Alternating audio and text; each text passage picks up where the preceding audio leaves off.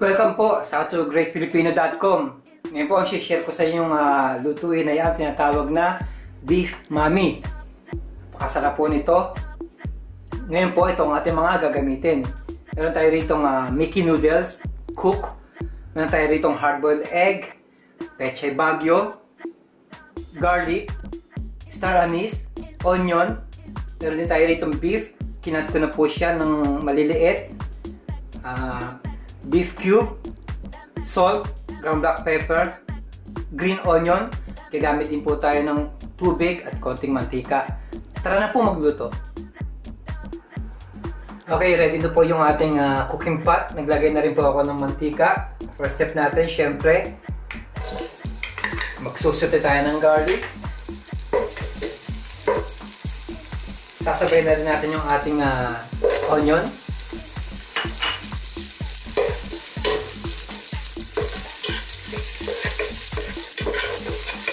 So, gisayin lang natin ito ng mga ilang segundo.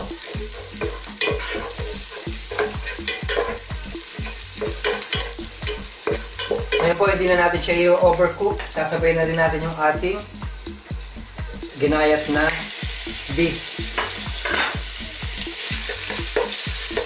Pwede rin po kayo maglagay ng, ng buong beef. Yung kahit mga 1 kilo. Hindi siya hiwa, hindi siya cut. Pakuluin nyo lang siya ng pakuluin. Tapos yung stock nun, yun din ang gagamitin nyo sa ating beef mami. Pero sa akin po, ang style ko po, iniwa ko na siya ng maliliit para hindi ko na siya humuin, para hindi na uli ako mag-cut ng maliliit. Rekta na po kumbaga. So ngayon, isayin na ito. Once na nag-light brown na yung ating beef, ilalagay na rin tayo ng tubig. So okay po, ginisa natin ng mga ilang minuto yung ating beef. Ang purpose po nun, para makapag-produce siya ng oil. Para yung soup natin meron siyang glaze or nangingintab siya pagka nagawa natin yung sabaw ng beef mami. Hindi natin rekta, papakuluin lang.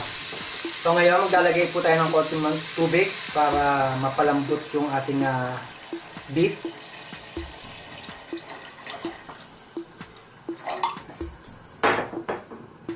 Maglalagay na po tayo ng star anise,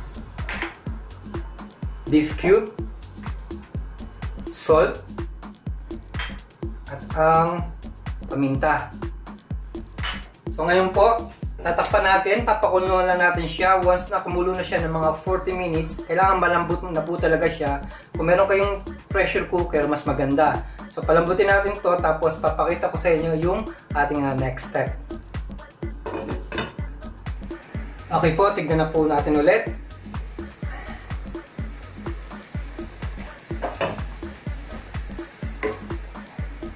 So pinakulong ko po yung ating beef ng mga more than 40 minutes. Malambot na po siya. Ngayon maglalagay na po tayo ng green onion or spring onion. Tapos, turn off ko na po yung heat. Pwede na po natin siyang isalin sa bowl ng meron tayong Mickey, meron tayong pechay bagyo, tsaka yung ating itlog na hard-boiled egg. Tapos, pwede na po siyang i-serve, pwede na rin siyang kainin. Tapak ko muna ulit at ilalagay ko siya sa table. So ngayon po, nangyari lang, sasalin na natin yung sabaw sa ibabaw ng ating serving bowl.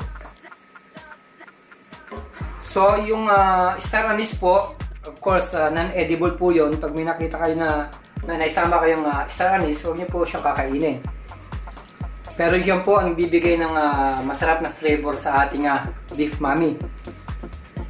Kanya lang po kasimple. Pero napakasarap po nito, lalo't ang weather ay medyo maulan. So muli, maraming salamat sa panonood ng howtogreatfilipino.com. Mabuhay po tayong lahat.